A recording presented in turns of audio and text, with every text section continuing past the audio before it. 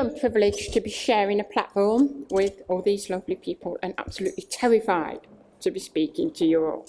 So here we go. So I'm going to kick off by saying this. Until 2018, I was happily philosophizing about and defending the objective or mind-independent existence of perfectly ordinary things, such as trees, tables, and clownfish. And this is going to be like thoroughly unsurprising to any of you that's acquainted with philosophers. There are people who argue that the external world is really in some way mind-dependent, that it is a sort of mental construct springing from our thoughts or inside the head, if you like.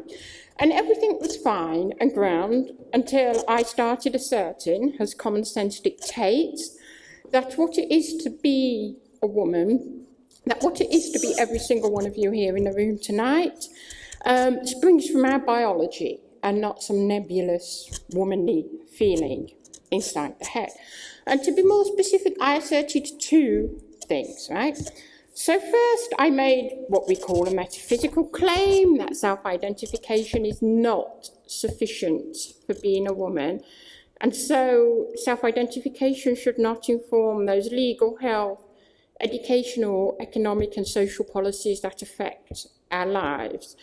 Indeed, I find the notion of self-identification a plainly incoherent one because nothing prevents people from self-identifying as all kinds of things that they just can't be. And the second thing I said that got me into a bit of trouble was this. I said that women's oppression primarily springs from their biological sex. So, you know, we're now being told that gender identity maketh the woman, except for when employers contribute to workplace inequality and fail to close the gender pay gap, except for when governments won't fully decriminalise abortion, except for when trafficking exploitation of women is ignored by those men who believe that sex is a commodity, which can be bought at any time, and for when abused women often have to navigate an inequitable justice system that sees them as being in some way culpable. Now, when I made these claims, which I took to be about as obvious as saying that Dawn Orwick and not Rachel McKinnon won gold at the cycling event in October last month, that started to cause all kinds of trouble in my life, right? So I just want to say something about the consequences of being a gender-critical feminist, or more precisely, I never get this word right, someone won't pronounce it for me. Yeah.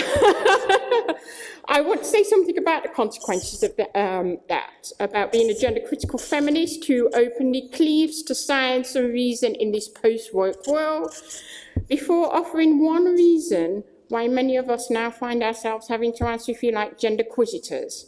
And we only need to think about the absurd example of the medieval-like liar who just last week demanded that Maya Forstater cite one ancient philosopher who believed that humans are sexually dimorphic.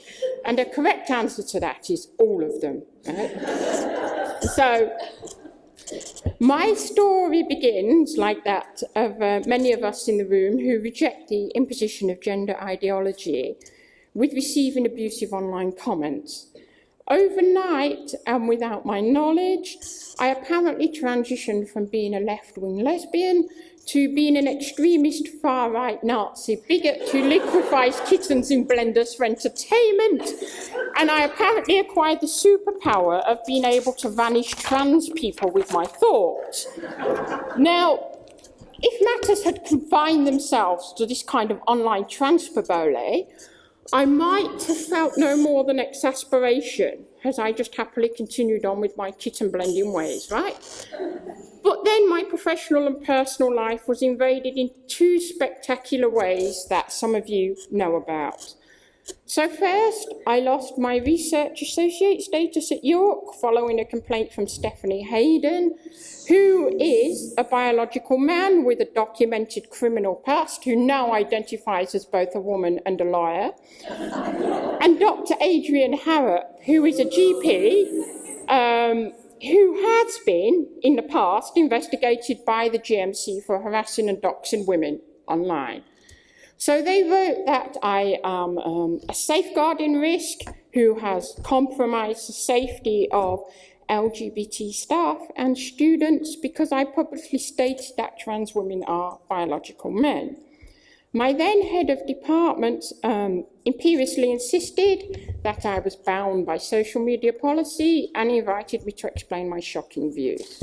So when he was reminded about the minuted meeting in which he stated that I was not, in fact, bound by this social media policy, and even if I was, we should be upholding freedom of speech in academia, he then unilaterally removed the research associate status of everybody in the department without offering a reason, and in doing so harmed the careers of those for whom the status functions as a route to more secure academic employment. And the second thing that happened to me, which some of you know, the same Stephanie Hayden then decided to sue me for defamation, harassment and misuse of private information. Now, my lawyer often tells me to shut up, but one thing I can publicly say is that Hayden's well-known repeated use of the legal system constitutes an attempt to stifle debate and silence women, and we should challenge those who wield their transgender status as a sword with which to attack women when the law rightly intends it to be a shield from discrimination. So I'm in good company, right? Women who prioritise the reality and significance of biological sex over feelings have contacted me to describe how they have been ostracised by their friends and family. And this is a shout out to the lady who was anonymous on Twitter and said that her daughter had suddenly blocked her for hate speech. People have been reprimanded by their employers, banned from joining political parties, and left feeling unsafe in women's spaces now that many organisations allowing anyone to access them. I see Jean there who went into Marks and Spencer and discovered that for herself, I believe, last week. So, and we've also seen how social media giants ban women for saying that they are attracted to someone's sex rather than their gender identity, while happily platforming transgender rights activists who have publicly celebrated the death of Magdalene Burns and Deborah Orr. So this week alone has been particularly insane. We've seen how YouTube inexplicably removed an interview by Posey Parker for hate speech. PayPal closed the account of an advocate for the Detransition Advocacy Network after a reporting campaign. Edinburgh and Oxford Brookes universities have cancelled talks by women, and the United States government has now saw fit to deny a travel visa to a well-known feminist after apparent intervention by Adrian Harrop. So I want to be perfectly clear. These constant invasions of our personal and professional lives are the very exemplification of male entitlement to our physical, political, intellectual, social, and even our intimate spaces. So, I think we need to be asking, how did we get here? How did we reach the point where women who defend their sex-based rights are being socially outcasted, regularly deplatformed, threatened both on and offline? We've all seen the crowd out there tonight when we came in, and in my case, now forced to defend myself in the High Court. And one answer in the limited time I've got, I suggest is this. Women are socially conditioned to be nice. And the notion of inclusivity, understood here tonight, has including men who identify as women into our spaces, exploits that conditioning to the extent that women who resist it are predictably labelled exclusionary bigots who are directly responsible for a multitude of calamities, when what we are rightly doing is attempting to enforce those protections from sex-based discrimination that are enshrined in Equality Act 2010, and to draw those boundaries that are necessary for protecting our dignity and keeping us safe. Being inclusive does not mean that we should invite anyone who identifies as a woman into our spaces with the effect that we then lose the right to define and protect ourselves. Rather, I think it means that we should take steps to include women with different needs, where what it is to be a woman is defined and delineated by our biology and not feelings inside the head.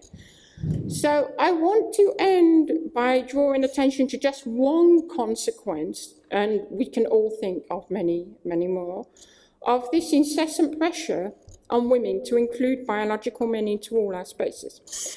And that's the unacceptable consequence that certain of our achievements and meaningful gains in areas such as education, politics, sport and business, to name just a few, are now being undermined and diluted to the extent that our interests, concerns and needs are neither being met nor fully represented in public life. So, for example, Dawn Orwick's silver medal time of 12 seconds is a fantastic achievement by a woman who has dedicated her life to competitive cycling. And that time should afford professional opportunities, except her achievement has now been overshadowed and athletic career hindered by McKinnon's gold medal time of 11.6 seconds that he boasted required just 10 hours training a week. Right? And we've got people like Lily Madigan, who is a 21-year-old who has navigated society as a man for most of their life and is now the National Women's Officer for Labour students. Madigan's appointment I take to be a gross insult to women who are heavily underrepresented in politics. Or we've got, say, Philip Bonds, who is the Credit Suisse director, who becomes Pippa some days and was there last year awarded a place on the Financial Times top 100 women in business list. That accolade is a gross insult to accomplished women who have likely experienced workplace discrimination during their careers. So these kinds of cases that we're now seeing, because we have this pressure to be inclusive, they should challenge and motivate us to keep women's achievements at the forefront of public consciousness and to keep speaking out and campaigning so that we do not lose the right to influence and inform those policies that affect our very lives. And together, we can all meet those challenges, and to keep the theme of tonight, we will go marching on. Thank you.